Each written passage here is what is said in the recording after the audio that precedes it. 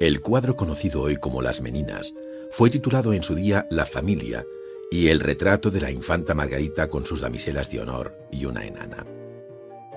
En realidad lo que representa el lienzo es la familia creada en segundas nupcias por el rey Felipe IV.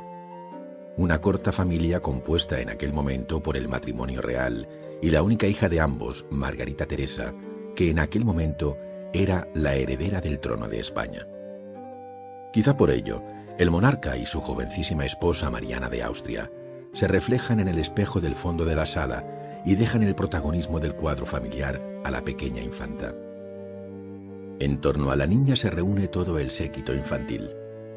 En primer lugar, las dos damas portuguesas o meninas, como se llamaba a las adolescentes pertenecientes a la nobleza portuguesa, que tenían el privilegio de acompañar a la personita real en sus juegos, mientras, dada su mayor edad, vigilaban también su integridad.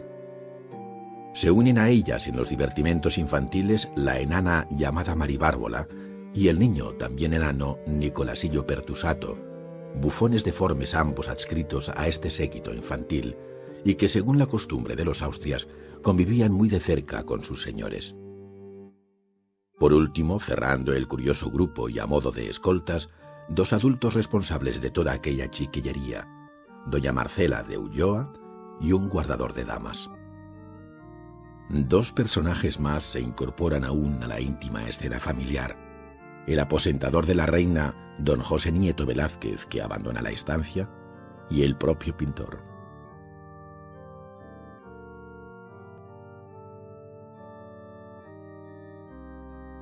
Es una tarde luminosa en la que el sol cae al oeste entrando por las ventanas del Alcázar.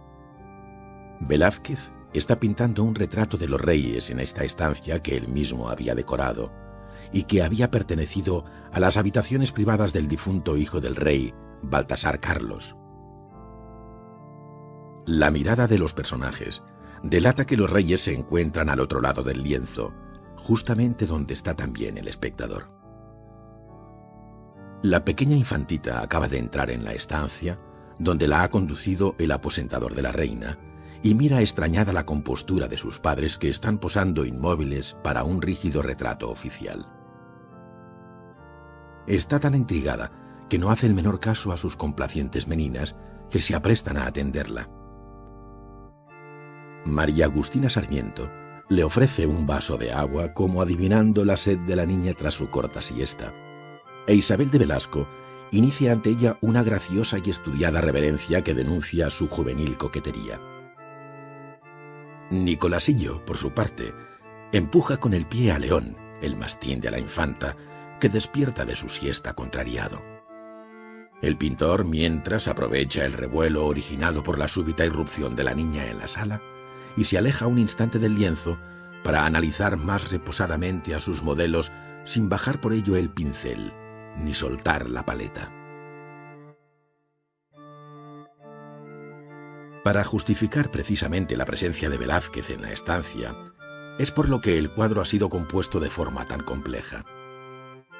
El pintor tenía que representar la sala completa, y por eso acaba generando un extraño espacio envolvente que acoge al propio espectador, atrapado entre el pintor y los reyes. No es una fórmula nueva en pintura. Los pintores flamencos lo habían ensayado con maestría situando también un espejo en el fondo de la estancia pintada, como en el matrimonio Arnolfini de Van Eyck. Lo que sí es nuevo y sorprendente es la perfección con la que puede llegar a hacerlo Velázquez. Desde sus cortos 5 años, Margarita Teresa mira inquisitivamente a sus padres. 4 personajes más lo hacen desde el lienzo, y todos ellos parecen atravesar al espectador con la mirada que va directamente al fondo del espacio sugerido, justo al otro lado de la habitación, donde están los monarcas. La perspectiva de la estancia responde a la perspectiva arquitectónica dibujada por el propio Velázquez cuando decoró estas salas.